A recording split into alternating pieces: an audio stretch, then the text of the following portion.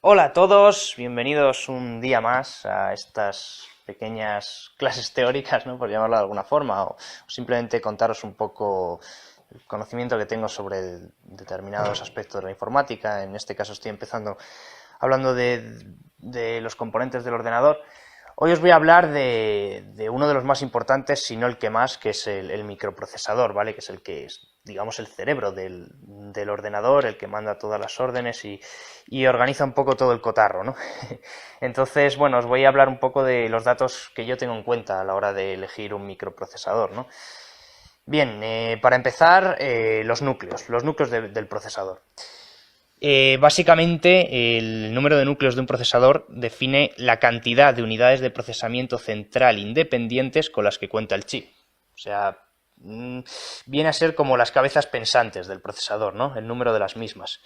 Y ya sabe lo que dicen, dos cabezas piensan mejor que una, así que a más núcleos mejor será el rendimiento y tu ordenador podrá ocuparse de más cosas a la vez.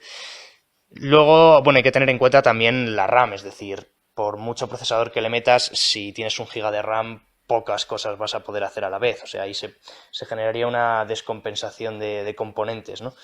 Y entonces el ordenador tampoco rendiría bien. Por eso siempre al montar un PC hay que intentar hacerlo lo más equilibrado posible, porque si no se producen cuellos de botella, bueno, en fin, cosas que probablemente explicaré más adelante. Bien, otro dato que hay que tener en cuenta, otra cifra muy importante, la frecuencia técnicamente se trata de la velocidad de apertura y cierre de los transitores que componen el procesador. Ahí a nivel técnico, ¿no? Digamos que es la velocidad a la que trabajan los núcleos de este procesador, ¿no? Lo que hemos dicho, estos pequeños cerebros que tiene el procesador, pues la velocidad a la que trabajan. La mayor parte del tiempo se suele mantener en la frecuencia, o sea, quiero decir, si tú compras un procesador de 3,6 GHz, esa va a ser su frecuencia base, pero se pueden producir picos. O sea, yo, por ejemplo, en mi casa tengo un i7 7700 a 3,6 GHz y si hay alguna tarea en la que se le exige mucho, alguna instalación de algún programa pesado o algo, entonces ahí se pone a 4,2. Tiene picos de 4,2 GHz. Entonces, evidentemente no podría funcionar todo el rato a 4,2, sería forzarlo, no sería bueno, pero bueno, que sepáis que siempre cuando pone la frecuencia es la frecuencia base. Luego siempre puede aumentar un poco en situaciones de mayor necesidad, ¿no? del equipo. También existe el overclocking, que es aumentar esa velocidad de proceso. Eso sí, hay que tener mucho cuidado para hacerlo. Seguramente algún día haré un vídeo sobre el overclocking. Porque, a ver, si nos pasamos en velocidad por un tiempo prolongado, podemos fundir el micro y se quedaría inservible. Incluso podríamos dañar otros componentes del ordenador, como la placa base, o sea, podríamos romper básicamente el ordenador entero, ¿no? Así que hay que hacerlo con cuidado y con conocimiento sobre el tema y siempre con precaución. Pero bueno, ya de eso también hablaré en otro momento. En fin, ¿qué más cosas podemos tener en cuenta? Hasta ahora el número de núcleos y la frecuencia a la que trabajan esos núcleos, digamos que es un poco lo que más se tiene en cuenta, ¿no? Lo primero que miramos y lo que más destacan los fabricantes cuando presentan sus modelos y los venden. Pero hay más datos que tenemos que tener. Por un lado está la memoria caché, que es un tipo de memoria muy rápida pero volátil, ubicada junto al procesador, y que trata de asegurar que la CPU tenga la información que va a necesitar lista cuando la necesite. De esta manera no se reduce la capacidad de procesamiento. Cuanto mayor sea la memoria caché, que es entre 2, 8 megas, bueno, ya 8 megas en gama alta, cuanto mayor sea esa cifra, pues mejor. Como digo, no es el dato más relevante, lo más importante son los núcleos y la frecuencia, pero es un dato también a tener en cuenta ya para concretar aún más el tipo de procesador que necesitamos, ¿no? Otro aspecto, el TDP. ¿Qué es el TDP? Es el promedio de energía en vatios que consume el procesador trabajando en la frecuencia base, eso que hemos dicho, en mi caso, por ejemplo, 3,6 GHz, y con todos sus núcleos activados, ¿vale?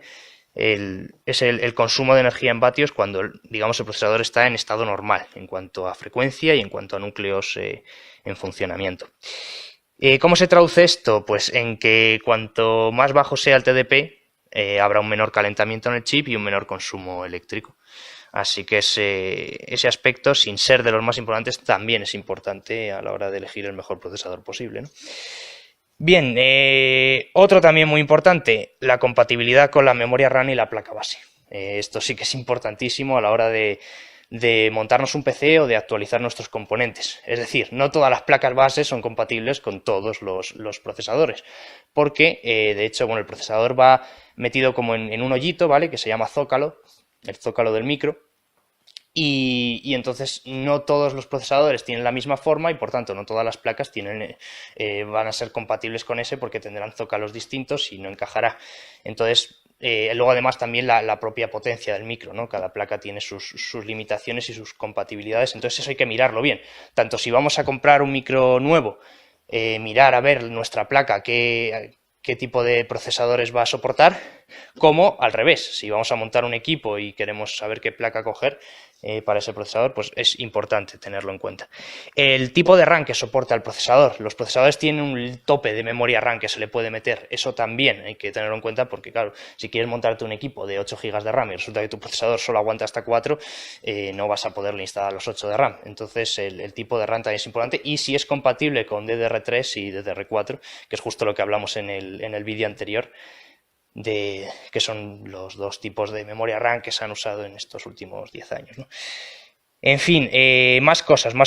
El disipador, ¿vale? El disipador es básicamente lo que hace es, bueno, libera de calor la zona del micro, ¿vale? La mantiene a la temperatura adecuada para que no se sobrecaliente. Importante no escatimar en esto, ¿vale? O sea, porque puedes pensar, es solo es para mover el aire, tampoco debe ser muy, muy importante. Sí que lo es, ya no solo por el riesgo a que eso sobrecaliente, que cada vez es más complicado porque las refrigeraciones cada vez son mejores y demás, pero sí por el tema del ruido. En mi caso, por ejemplo, yo tengo un ordenador potente, pero no lo tengo bien ventilado, bien refrigerado. Entonces, ¿qué pasa? Que suena mucho, hace mucho ruido, luego además también no le tengo cogida una buena caja, que también es muy ruidosa, entonces esto afecta a mi experiencia, porque al final pues tengo un aparato más ruidoso del que debería, ¿no? O sea, tengo un i7, 16 de RAM, toda la leche, pero luego en el tema del ruido pues no ando bien, ni por la caja ni por la ventilación. Y entonces es importante ya solo por ese tema de tener el equipo más silencioso posible, tener en cuenta el disipador y los ventiladores en general del equipo. Luego, en el caso que nos ocupa hoy, el de los micros, es importante porque como se sobrecaliente se va al garete y nos podemos cargar todo el ordenador. Otro dato a tener en cuenta, la compatibilidad con gráficas integradas. Evidentemente, si vamos a jugar a juegos, como es mi caso, yo no tengo una gráfica integrada, tengo una gráfica externa, ¿no? Y porque la voy a usar y necesito más potencia. Pero para tareas de ofimática, tareas de usuario básicas, ¿no? Para eso no necesitas una gráfica dedicada. Con la integrada sirve. Te gastas menos dinero y vas a tener un funcionamiento más que correcto para tu Office, para tu YouTube y lo básico, ¿no? Entonces también hay que tener en cuenta que el procesador sea compatible con las típicas Intel HD Graphics 4000, no sé qué, pues eso siempre las especificaciones del micro te lo pone y es importante, ¿no? Que la compatibilidad con gráficas integradas.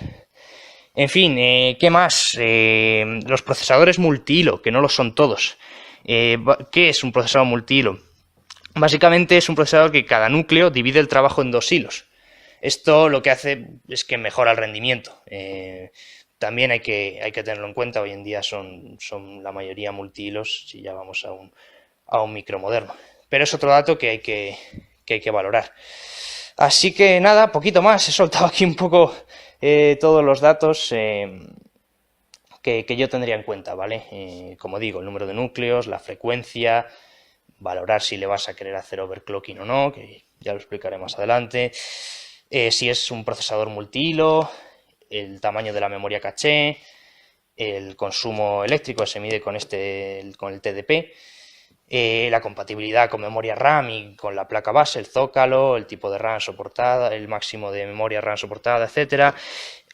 Cómo lo vas a refrigerar, cómo lo vas a ventilar a nivel de disipadores y la compatibilidad con gráficas integradas. Es un poco lo que tendría yo en cuenta ya para concretar mucho, ¿no? Porque aunque ya sabemos que, como digo, el núcleo y la frecuencia, los núcleos y la frecuencia es lo más importante, pero todo esto, el resto de datos también conocerlos ayuda porque a lo mejor dices, este este micro está muy bien de precio para los núcleos y la frecuencia a la que va, pero luego resulta que a lo mejor pues en el resto de apartados anda muy cojo y precisamente por eso es más barato. Y a lo mejor luego a la hora de usarlo pues tienes problemas y dices, ay, ¿por qué? ¿Por qué? Pues por este tipo de cosas. Así que nada, no me enrollo más, este vídeo, madre mía, 10 minutos.